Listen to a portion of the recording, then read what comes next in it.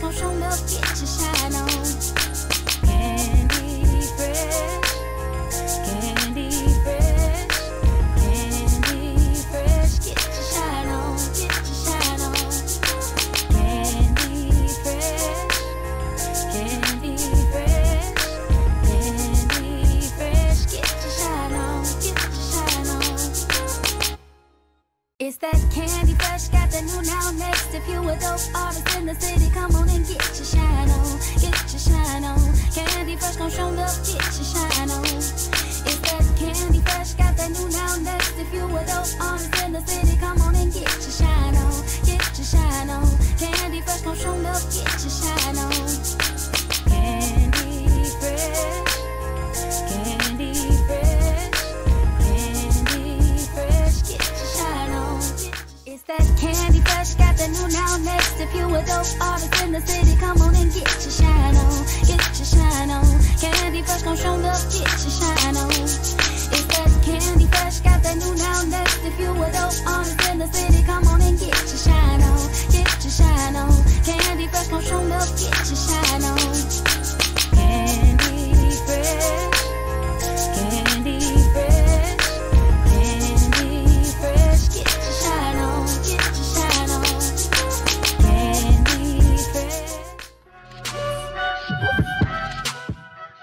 Hey, what's going on, everybody? Welcome to another dope episode of Candy Fresh. I'm your host, Khalik, And I am Anahita. and we got a real amazing lineup for you guys. This episode's theme is all about black filmmakers. That's right. We love our film community, so it only makes sense that we have some of the best right here with us, starting with Natalie Morrow, the executive director of the Twin Cities Black Film Festival, is here tonight. Oh, yeah, give it up, give it up. Who are you chatting with, Khalik? Oh, we got some real awesome people here in the black filmmaking industry. Oh, we got McGee and Alison G. Ooh, that rhymed. I like that. I'm looking forward to meeting you both. It's going to be a fun time. We also got the event coming up for you, pumped up with some fun music. Oh, so we yeah. got a special performance by Ian Smart, who's here in the house tonight. Yeah. And we got some love for our own DJ, Mickey Breeze. Mickey Breeze. There So we go. don't go anywhere. Don't sit back too much to get comfortable, but we just Turn it want up you a to notch. get hyped up. You are watching another episode of Candy Fresh. Get your shine on. Candy fresh gon' show love, get your shine on. Well, we have a beauty in the house, but she is a powerhouse of her own. Ladies and gentlemen, you are watching the lovely Natalie Morrow, executive director of the Twin Cities Black Film Festival. Lady, how are you? I am well. How are you doing, Anahita? I'm so good. It's like a reunion. Every Yeah. time I see this lady out, we got to give a big hug. But let's talk all about you today. Okay. So the Twin Cities Black Film Festival, that's just got richness and power right behind that name. Why are you doing what you're doing? Well, this is our 16th year. I do it because I love it. I love film. I also love to put great creatives on a platform where they're seen, where they can, go farther beyond their dreams. So having this here is one of the reasons why I do it. Incredible. 16 years. I mean, we got to give some love for that. Come on. That's amazing. Yes. So for those that are not familiar with what a film festival entails, can you talk about some of the key components of what makes the Twin Cities Black Film Festival even go round and round?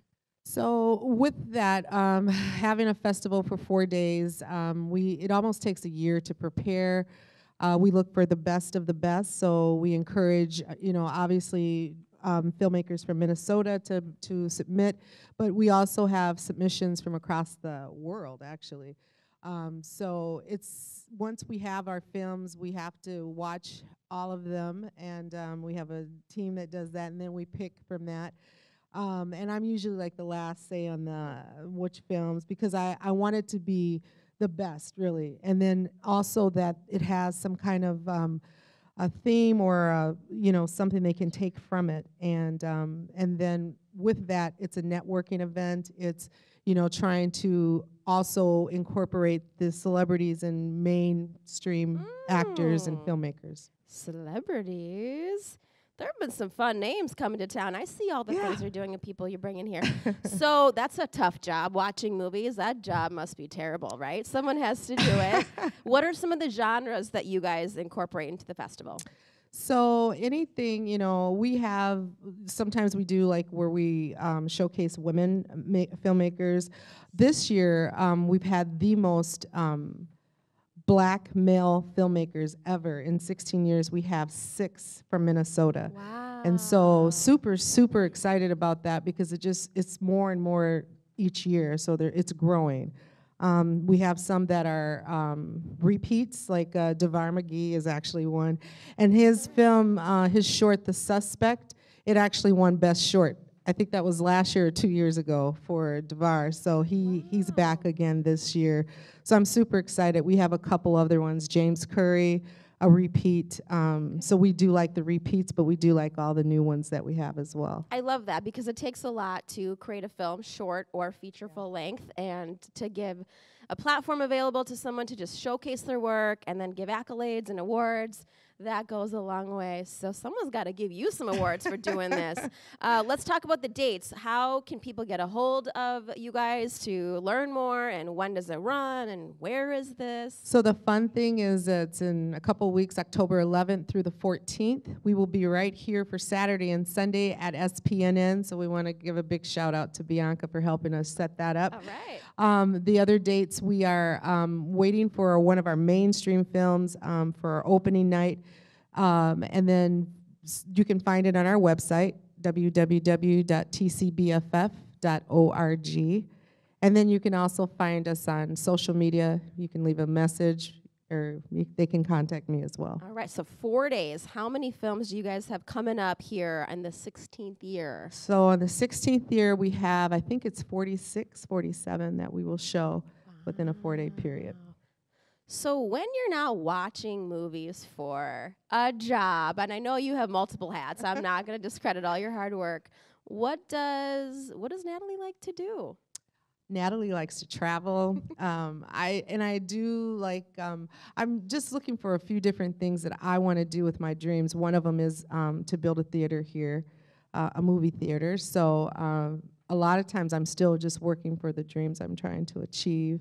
I also launched a Black Fashion Week. So yes, you did. That took a lot of work, so working on that. But I like to spend time with my family, and I do like to read, and I love music. What is your favorite, okay, this is a ridiculous question, but I got to ask. What are 1 or 2 of your favorite movies of all time? Or what, yeah, let's just ask that. Wow, that's a hard one. Or what can you not get sick of watching over and over and over and over again? Well, I just like something that catches my attention. One of my favorite films, The Color Purple. Mm-hmm. More recent one, I'd probably say Birth of a Nation. Okay. I would say that. Do you have any favorite actors that you secretly try to get into town here, Oh, maybe yeah. for your personal interest? Oh, I'm yeah. just kidding. Yeah. So there was, a couple of handsome guys here last year. Yes. But can you give any sneak peeks of who we might be seeing this time around? We are really, really trying for Jay Ellis. We're trying to work out his schedule, so he is one of them. As far as, I guess Morrow is not an actor, but he did just start with Empire, but he's most people know him as a musician, but we are also trying to work out his schedule as well. Okay, so you guys have some work to do. Check out the Twin Cities Black Film Festival lineup. Show up, show out, support. So what happens after the Film Fest wraps up? I know a lot goes into it, but how else can the community really come, besides coming? Like, how can they support you guys throughout the year? Well, people also volunteer, so we send out for our volunteers, and a lot of people help us, and that's the greatest part of it. We're not funded where we can have a staff year-round, so a lot of colleges work with us, and they're students with interns, so that helps us. We're gonna do like a fundraiser going forward for 2019, so people can just look at our social media and what we're doing with that. I love it. Yeah. let's just quick talk about the fashion side of it. So I have a huge hand in music, fashion, film. So I love a lot of the things you're doing. But the fashion industry right now is a big thing, and and we're here in the Twin Cities. We're really changing the dynamic of what that means and the diversity and the inclusivity. What are you doing, or what's your overall goal with the Black Fashion Week? So my overall goal, I think a lot of people don't know my history, but I've been doing fashion shows. I know I look 29. Mm-hmm. Yeah, but 28 maybe, right? but I've been doing fashion shows for probably 20 years. My goal is to set another platform for designers, whether it's clothing, jewelry, shoes, and kind of set them up in a space where they are interacting with celebrity designers. And that definitely, I have a sneak peek coming up October 19th. We have another fashion show at the Public Functionary. So it's a tribute to hip hop. Okay. So we do have a surprise for that. But that's my goal, is to get people in the faces of, these stylists across the country to get them noticed. So you love films, you love fashion. What is the crossbreed between the two? How do they even connect? They do. Like fashion, music, and film all connect. Because if you have a musician, the next thing they want to do when they make it, they want a clothing line. And then, from there, I'm an actor. So, this is kind of the road that they normally take. So they all fit together. They sure do. And it is up to the community to lend a hand or support or engage or anything. So whether that's physically coming or following them on social media, let's go through that one more time. How can people connect with you and your organization? By our website, tcbff.org, the Morrow Group, and then .org, or on social media, Twin Cities Black Film Festival, Natalie Morrow, Black Fashion Week, Minnesota. So much. Give it up for the lovely Natalie Morrow and all she's doing. Thank you so much for having me. Candy fresh, no show milk, get your shine on. All right, welcome back. And now we have with us Alison Guessou. She's a film director and a filmmaker. Tell us a little bit more about yourself. Yeah, so I am a producer, director, and writer, not by choice. Ooh, many hats. Okay. And originally from Cameroon, but have lived in the Twin Cities since 2002. So, because people are always like, what happened to your accent? It left. But I've been doing film now for almost about, 3 years going. Mm-hmm. Started with my first short, 911, which is actually also part of the Twin Cities Black Film Festival last year. Oh, awesome. And we're kind of wrapping up that festival cycle right now, but working on post-production for what would be technically the third film, what's called What Marilyn Didn't Know. Marilyn didn't know. What Marilyn didn't know. Ooh, what didn't she know? I'm curious. I gotta go I can't tell you. You got to find out. Mm-hmm. And then in the works of doing my fourth film, which is going to be more of a comedy. Okay, awesome. Man, that's your catalog thus far. Thus far. So how did you get into actual filmmaking and producing? Because you say you just started, it's your 3-year marker, right? Yeah. So what led you into this path? So I'll take you guys a little bit back, but in boarding school in Cameroon, so when I was about 13 years old, sat in one of my literature classes and read this amazing book just about Cameroon history. It was fictional, but then loosely based, which is part of my interest too, because I do love historical fictionals. And just reading that book made me feel like we just need to see this on the big screen, so that kind of sparked my interest in film and storytelling. Then it wasn't until 3 years ago when I was kind of going through a career midlife crisis and being like, well, I haven't really done much with film, and as much as I'm interested in it, just need to figure out how to get in there. So really just took a leap and started working with other people on their sets as a production assistant, trying to learn about the background because I didn't go to film school. But then from there, just try to get my feet wet as much as possible, talking to people, engaging with people, and it was through one of my neighbors who's a freelance photographer. Yeah. Because it got to a point where I felt like I wasn't getting as much exposure on the operation side or producer side. And he told me, well, if you want to see something out there, if you want to learn, why don't you make something yourself? Do it yourself. Do it myself. I love that. So that's how I've gotten to at least writing my first two, and then was able to film the first one. It was January of 2017. They're sparked a whole legacy. That's awesome. What I loved hearing what you were saying as far as taking that leap of faith into it. Tell me a little bit more about that. 'Cause I know that process wasn't just okay, here I go. Like what, where you had like good friends around you that supported you, or just something you're like, you know what, let me just give it a try?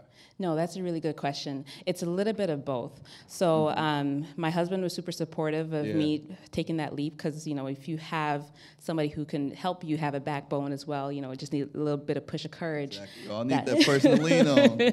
Exactly. So knowing that I had his support made it helpful. Yeah. And then, again, great family, great friends who were very encouraging of the process. It was surprising for a lot because, I mean, in African families, it's not something they're used to. Unheard of. Right? You're a doctor, you're a lawyer, teacher, maybe, you know? So going into film was kind of like, well, that's different. Right. But again, it kind of suits my personality from the way my family knows me because I am one of those people that likes to try and I like to do. Yeah. So just being able to engage with other people and then getting to know some folks in the film community definitely did help. And I liked how you kind of, even though you didn't really know exactly where you're headed with it in the trajectory, you put yourself around people who did know about the business and didn't mind starting from the ground level. Absolutely. And going up. Yeah, I've never had a problem getting my feet wet, hands dirty, whatever it needs to do to learn and get there. So that was a big part of the learning process because it is something that can take a toll on you, and you do need a lot of patience. Right. But again, once I was on my first set for the first time, it felt like home. So when it comes to the whole process of getting to the point of actually producing a film, let the audience and the viewers know how that whole process kind of works. Like, how do you get involved and say, okay, I'm writing the film, then we're going to send it in for a submission and all that type of thing? Yeah, so it's a really wide gap from the time that you write that first sentence to the time you send it in for a festival. So the noise that happens in between, because one of the things that I'm still trying to get comfortable with as a filmmaker is that when I make a film, it's 3 different films. So you have the pre-production where you're writing this great story and you have these amazing images in your head of what it's going to turn out to look like. Then you get into the production phase, which is, you know, pulling all these additional resources of who can help you and to bring the story to life. Right. But then you're working with the reality of what you have. And then you get into the third phase, which is post-production, where you go into editing, and now you're trying to piece together where you started from. So it is a little bit of a process, and I have a project management background, so that was a little bit helpful for me. Right. Just knowing how to, and again, talking to people is the biggest thing. Just having a network of, no matter how big or small it is, just having somebody that you can talk to and can help you, if anything, refer you to other folks who may be interested is a very big deal. Oh, man, I can imagine. So my next question for you is, when it comes to the people you look up to in the industry, who were some people that gave you inspiration in those low moments, or what like inspires you? What films have you seen that were like, let me turn this up a notch? Yeah. So again, I do like historical dramas. Hotel Rwanda was one of the ones. Oh, that was my jam. That, and the fact that, again, it had a little bit of that African notion to it, and getting some of that history and background behind, you know, the conflicts that happened in Rwanda. But again, that was something that was very touching, and I wanted to be able to tell stories like that. Oh yeah. So what would you say for someone that's out there that's young and aspiring to be, you know, a film director and really get into it? What's your message to them? This is going to sound very generic, but that's okay. but go for it. You know, and definitely talk to people, because that's one thing that, again, with just being new, I still consider myself new, even though I've been doing this for like 3 years. But then getting to talk to people who have done it before, learning from their experiences. So even if it's just like a coffee, it doesn't need to be anything formal. Right. Sit down for coffee with somebody who's been through it. Attend film festivals. It's always interesting to see other people's work and how they went through that process. Because I know for a lot of festivals, they always have a Q&A afterwards with the directors. So just getting to understand what it was like for them definitely lends to helping you build your skill. Gotcha. So who are like your road dogs in Minnesota that you find yourself around that keep you pushing and keep you motivated to do your work? Yeah, so my husband, number one, Lou Flinguy. Shout out to him. Yeah, okay, shout out to you. You like that. Doing your job. Right. Amanda Becker is somebody else who I gotten in touch with when I first started, and I was like, I want to do this film thing, but I don't know where to start. Oh, yeah. So she was able to help connect me with a few people. Justin Christopher Aid, he helped produce my very first short, and as well as co-directed on that one, because again, I was new to it. Yeah. I was like, I don't want to act a fool and not and not have somebody who can back me up if needed. So again, those are folks who have definitely helped me, move along. That's awesome. So where can we support you? What can we find you on social media, different things of that nature? Yeah, so for each of my films, I have created Facebook pages. So for my first short, which was 911, it's 911 short film on Facebook, and I think you can find the same thing on Twitter. And then for What Maryland Didn't Know, it is by that name as well. I do have a production company that I started online. It is, this is difficult, Genie Productions, and it's spelled DJINI Productions.com. So that's where I keep track of all my stuff. I try to update newsletters once in a while if something new's happening. But again, on social media, you'll find all that there as well. Oh, man. Well, I want to say thank you for coming up. Can I get a hug? I just love what you do. Thank you. Especially being a forerunner, holding the torch for the community and where you're from. I applaud that, so thank you. Thank you. Thank you. Got that new now next. If you a dope artist in the city, come on and get your shine. And we're back for another interview. And guess who I got with me right now? This is McGee. Give him a hands up, everybody, once again. Awesome, awesome. So you're a black filmmaker. Yes, sir. Yes, man, this is a beautiful trend that I'm like starting to notice and see. Yeah. Tell us about the experience and who you are and what you're about. My name is McGee, and I started making films in 2016.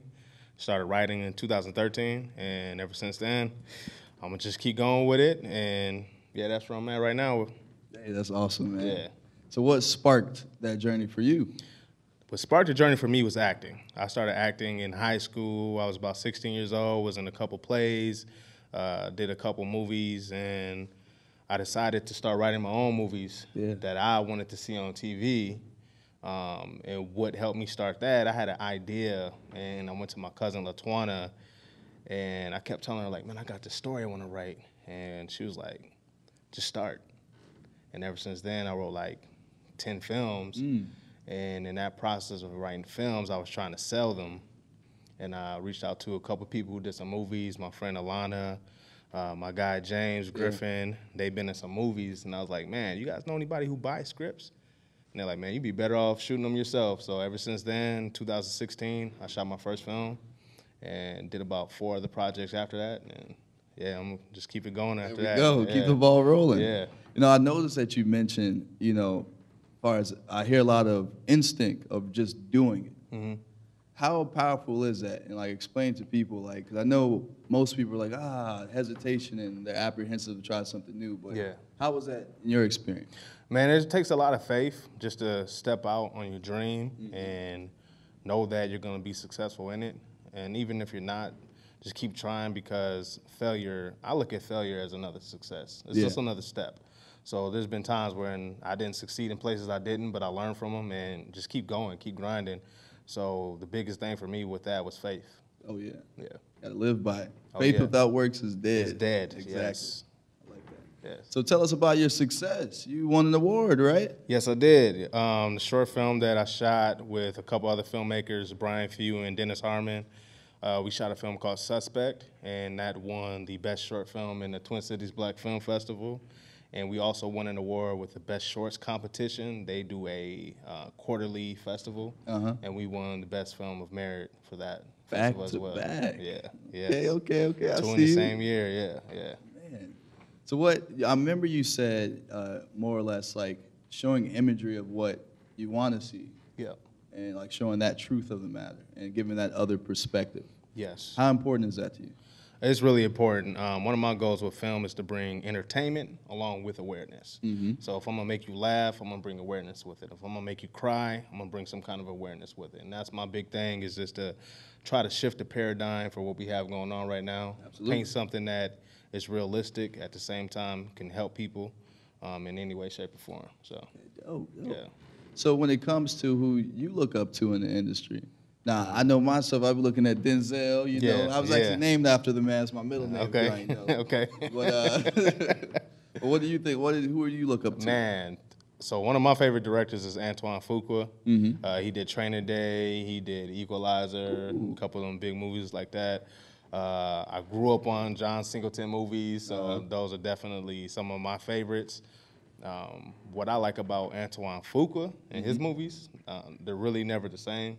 He doesn't really have a signature type of style. He can make just these awesome films that are not like the next one, and I love that. Unpredictable. Yeah. That's how it should be sometimes.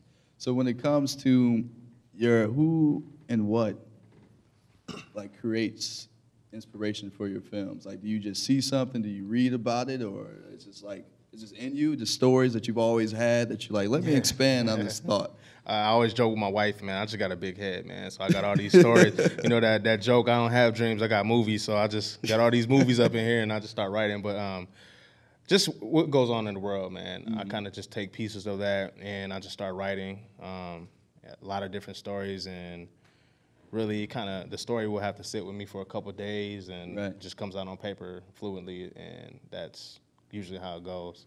Gotcha. Yeah. Because the reason I ask that in particular is like, when it comes to motivation, your motivation can leave and go from time to time, Yeah. but you still have a duty to finish that job. Yeah. And so, like, what is your, like, you're like, all right, let me just do it, let me go. Like, what is your trigger for when you're working and, like, when you can get sidetracked or things of that nature? So the sidetrack part, that's the big thing. What I like to do to come up with the story is come up with a beginning, middle, and end before I start writing. Okay. So I know where I'm going with the story. So even if I do get sidetracked or I stop, I still know the conclusion that this needs to go to. Really, I'm just filling in the pieces in between it, and that helps me a lot. The motivation part, I don't know. I have kids, and that's the motivating part, you know. Just I'm doing it for somebody else more than just Absolutely. myself. And yeah, I don't know. I just have a dream of being able to put out something that can affect the world in a positive way. That's motivation for me as well. So that's kind of been helping me a lot. Absolutely. So when it comes to your work ethic and all those things, do you find a way to give back or to show other people how to use your skill sets? Or? Yeah, I love bringing in new filmmakers just to come on set and Yeah. check out some of the stuff I do. There's a big collective of black filmmakers that I like to just have around me. Even other directors have been on my film sets. I've helped other black directors in Minnesota on their film sets as well. And we kind of just be around each other, and that kind of motivates us as well. Oh, yeah.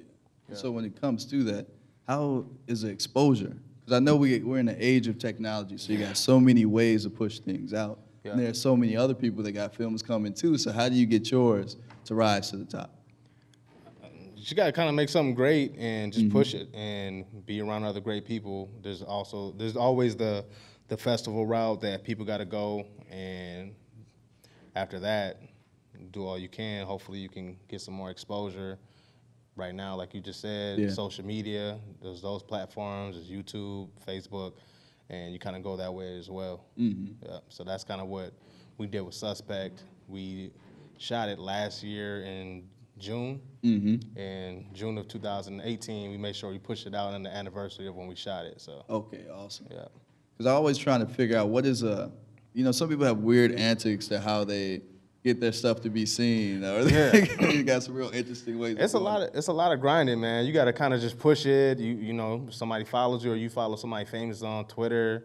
Try to drop little links or something. Right. Slide in some DMs or whatever you got to do, and just kind of push it that way. I've done that as well. So yeah, you got to get a little creative with it sometimes. Absolutely. Yeah. So what's one way we can follow you or get to know what you're doing and keep ourselves posted on what you got coming soon?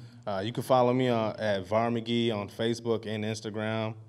I started a production company, Big VAR Productions. That's also on Facebook. You can look that up as well. Check that out. A couple of the films that I did, Trinity High and Suspect, those also have their own separate pages on Facebook, and you can follow those as well for updates. Awesome. So before you leave, I got one good question for you. Yeah. How do you balance being a filmmaker and then life? Because I know that's kind of like, okay, I can create, but then I got this real life I got to, that's tangible right now. So what's the balance between that? It's not easy, but it's really just having a good support system. My wife, I got to give her a shout out because shout out to these partners we got out here, man. When I'm not around, she does her thing. So and you know, vice versa. When she follow her dreams, take care of those kids, and my parents as well help out a lot with that. And yeah, I mean, my daughter, she comes up to me like, "Man, you always gone." I'm like, ah. So I bring her to certain events, and she's like, "Okay, I see." And I was able to bring her an award and like, "Look, see all that? Right. You were worrying about daddy coming home. Look what I got you." So I ain't out here playing games, right? Yeah, I'm not just gone cause just I want to be, but yeah, she smiled at that and she walks past it, and she sees the accolades, so that makes me push harder. So Absolutely. yeah. And I'm sure that does something for her spirit, knowing she can Oh do yeah. the same thing. Oh yeah, yeah, absolutely. Well, man, it's a pleasure having you on here, my friend. Oh yeah, for sure. Keep doing your thing. Thank you. Candy fresh, candy fresh, get your shine on, get your shine on. Candy fresh. All right, we are back, and we have a very special guest. Not that none of the other guests weren't special, but this one is a special performing guest today. But we're going to chat with the one and only artist, Ian Ithiel is in the house today. How you doing, my friend? Doing good, doing good. How are you? I am doing swell. We are graced by amazing artists and filmmakers and performers like yourself, so we're going to chat it up because I've been seeing your hustle.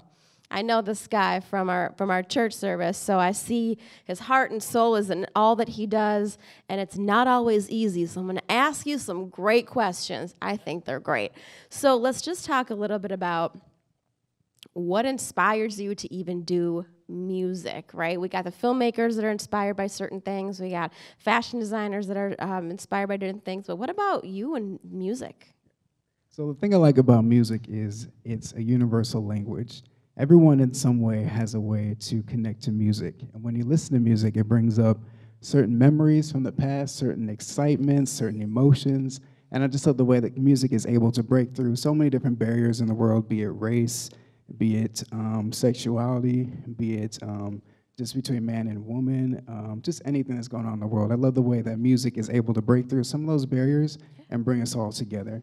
So when I'm performing and doing music, I love the way that I'm able to just connect with the crowd, feel their energy, vibe off of that, and just become one with everyone that's in the room. So. I love that. And sometimes, well, and we've all heard the saying music's therapy, right? So it's like a universal language, like you said, but something about that music, when it turns on, whether it's a love song or it's like your workout song or a sad song, you just need to cry it out. It kind of helps you go through whatever that moment is or amp you up.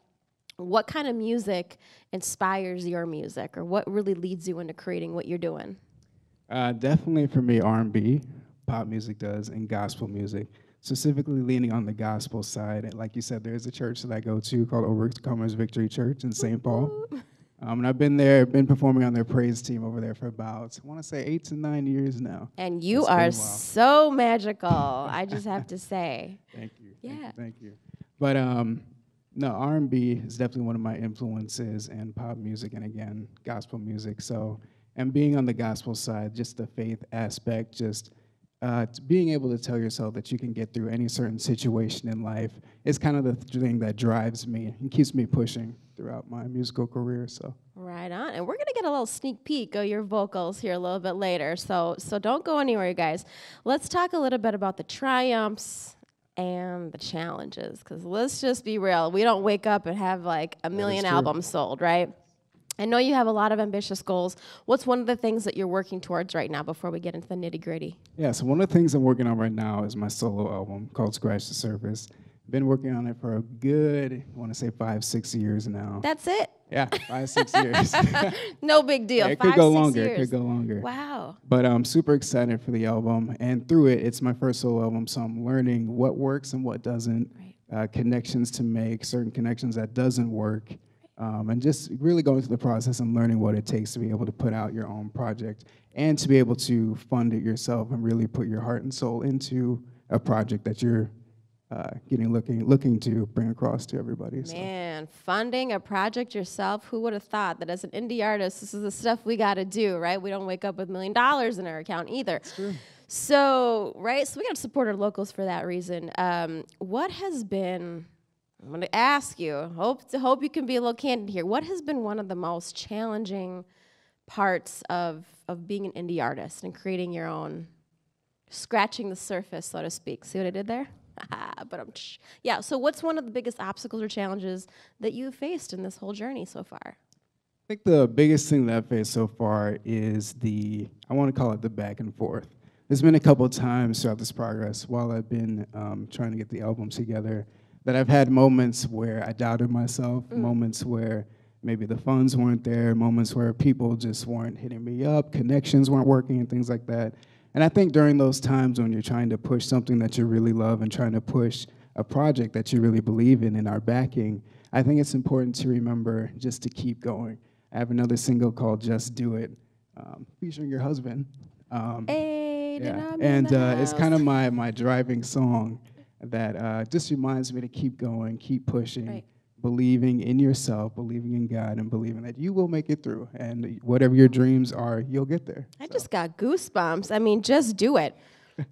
Hey, is Nike part of this whole endorsement You know, deal? Nike I think needs we to gotta be a part talk of to it. Nike. I'm working on that. Nike does need to be a part of that. You're not the first person to bring that up. So I think it's strategic. So it's not always easy just to keep moving, right? So you probably put on music that like lets you cry it out or laugh it out or whatever emotion you're feeling. But when you get through that moment, there's a lot of triumph. So what's been one of the most rewarding parts of this whole process? throughout getting the album together, there are a couple singles that aren't a part of the album, but there are a couple singles that I have done that just getting the artist feedback from people, just the audience feedbacks and things like that, just really empowers me, keeps me going. And that's basically why I do what I do. I love when I'm able just to connect with people and just to vibe with them on a different level that maybe they haven't been, maybe I haven't been to before. So. Yeah, so you got a great voice. You were born with that. So have you had any additional training on it to kind of help you go through these different levels of creating the music, whether you're doing it at home and writing or in studio recording it? I mean, how do you even educate and train yourself to be doing all this? Yeah. So I attended a school for a year. What's it been? Been about maybe 6 years now since I left that school. I attended McNally Smith College of Music. It used to be downtown St. Paul in Minnesota. It just recently closed. Yep. Sad about that. But I attended there vocal performance, and then I did music production as a minor. And that's kind of where I learned some of my vocal training. Took a couple classes on how just to control your voice, how to project, how to control your breathing, things like that.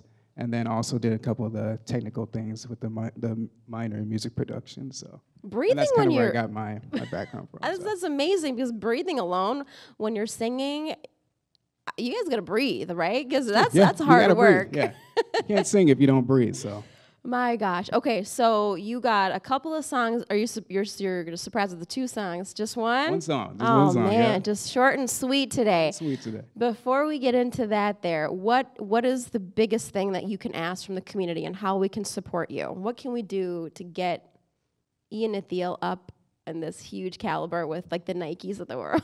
Yeah. Well, I'd say definitely follow some of my handles out there. I'm located on Instagram, Ian Ithiel. That's I-A-N, last name Ithiel, I-T-H-I-E-L. That's the same for Facebook, Spotify, iTunes, Bandcamp, Tidal. All those resources, you can find me. You're everywhere. Under Ian Ithiel. So Twitter, all of that, yep. Excellent. Follow, and that's kind of how I keep you guys updated on what I'm doing. So. Excellent. Well, what are we going to be expecting here as far as the song you're singing later today? Yeah, so I'm doing my latest single called Beautiful. Just released it about 3 weeks ago. It's produced by my friend Brandon Butner out in LA. We actually attended McNally Smith together. And it was co-written by a friend of mine named Tyler. And then, of course, I wrote the song as well. So. All right. And then it just came together after these 3 weeks. Brandon did a fantastic job in the production. So. Wow. I'm excited to perform it for you guys. It takes a village. All right, so we have some music to listen to. We have some social media to follow on. What is the last thing that we can leave you off on this final note? What's like the big itching goal that you are working towards here in the next 5 to 10 years? I'd say the big goal I'm working on is definitely to get the Scratch the Surface album finished, but the big goal is just to continue pushing my brand name, Ian Ithiel, continue pushing what I'm doing, and continue to connect with people and vibe on a different level. So. All right, well, there you have it. Give it up for our friend here, Ian Ithiel.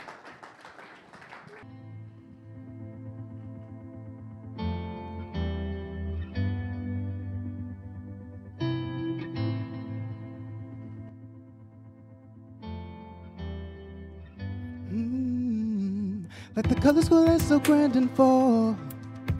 I see you in your elegance. I can only dream of where you came from.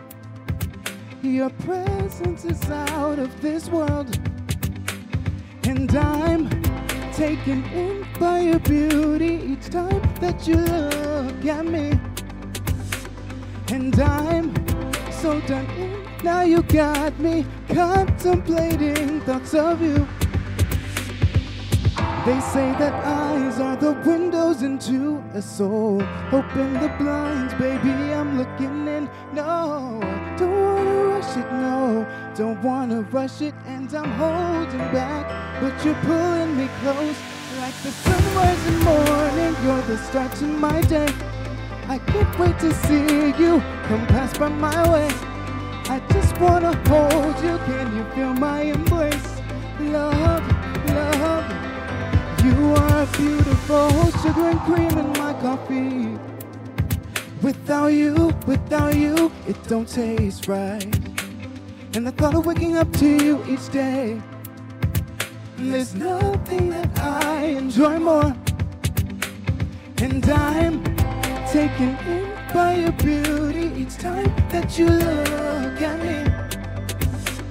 And I'm so done in, now you got me contemplating thoughts of you. Like the sunrise in morning, you're the start to my day. I can't wait to see you come past by my way. I just wanna hold you, can you feel my embrace? Love, love, you are beautiful. Sunrise in morning, you're the start to my day. I can't wait to see you come past by my way. I just wanna hold you, can you feel my embrace? Love, love, you are beautiful. I don't know if it's right or wrong, but it feels right, so I'm holding on. And if you feel like I do, baby, let me love you. No, I don't know if it's right or wrong, no. Holding on, like I do. Oh, you're the start to my day. I can't wait to see you come past by my way. I just wanna hold you, embrace, love, love, love. You are the only one I think of, baby. Of my day, I need you. I just wanna embrace, babe. Let me embrace you, love, love, love. It's that Candy Fresh, got the new now next. If you a dope artist in the city, come on and get your shine on, get your shine on. Candy Fresh gon' show love, get your shine on. It's that Candy Fresh, got the new now next. If you a dope artist in the city, come on and get your shine on, get your shine on. Candy Fresh gon' show love, get your shine on.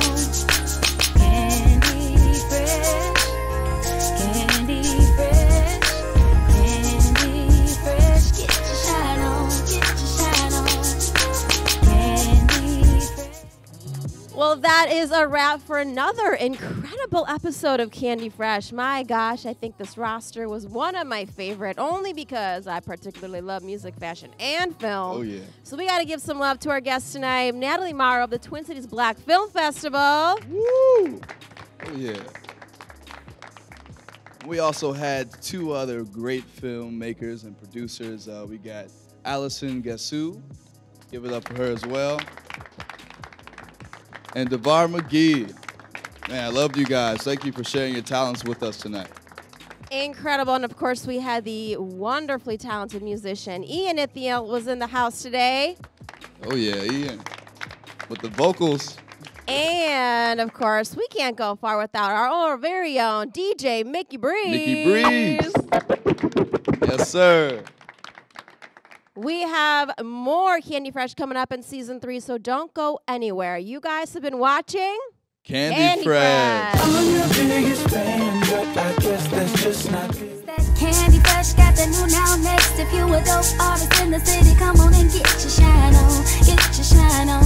Candy Fresh gon' show love, get your shine on.